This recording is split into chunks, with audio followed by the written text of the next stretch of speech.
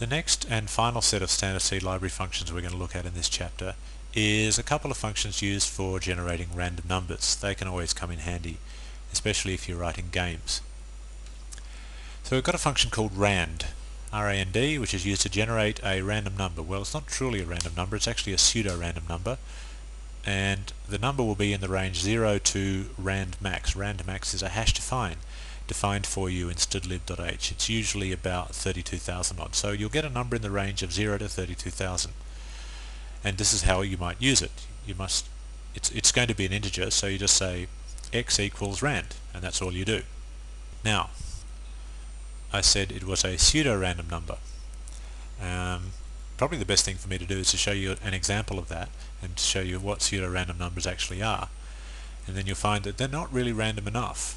You can use a second function called srand, S standing for seed, to seed the random number generator so that you don't get the same random numbers every time. And you just pass it some number.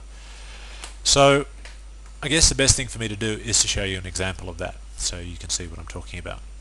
Okay, so here's random.c, which is a good illustration of that, and we're calling the rand function just here. Notice we need stdlib.h in order to get the prototype for that, and so we simply generate 10 random numbers. Random number 1, 2, 3, 4, 5, 6, 7, 8, 9, 10 is, and then the number is printed out like that. So let's run that and see what we get, and that's no errors, so we run, and good, we get a good nice assortment of numbers.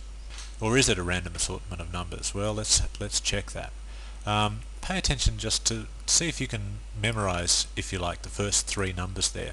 And I'll run the program again. Should get a completely different set of numbers, right? Look familiar? Let's try again. Look familiar? Yeah, you're getting exactly the same numbers every time. So that's not really much of a random number generator. They look random, but they're not. So what you need to do is you need to seed the random number generator first. So you do this, srand, and then you pass it some number. So let's pass it the number 1, 2, 3, 4, 5 and see what happens. Okay, let's run that. 7584, 19,164. Okay, fine. Let's try that again. Sorry, didn't need to compile it a second time. 7584, 19164. It's again, it's a different set of numbers, but it's the same every time. So what we need to do is provide a different seed every time. Every time we run the program, we want to pass in a different number. Well, what we could do is we could prompt the user and say, please enter a number that's going to represent the seed for the random number generator. But that's quite time consuming, and I couldn't be bothered doing that. There's a much more convenient way. And this is a trick that just about every programmer uses. You take the current time from the function called time. This is how you call time. Now what time will do is it will generate for you a number. And that number represents, I think it is, well, if you're on a Unix system at least, it's the number of seconds since January the 1st, 1970. So it's a large number. It's a number in the several hundreds of millions or billions or whatever.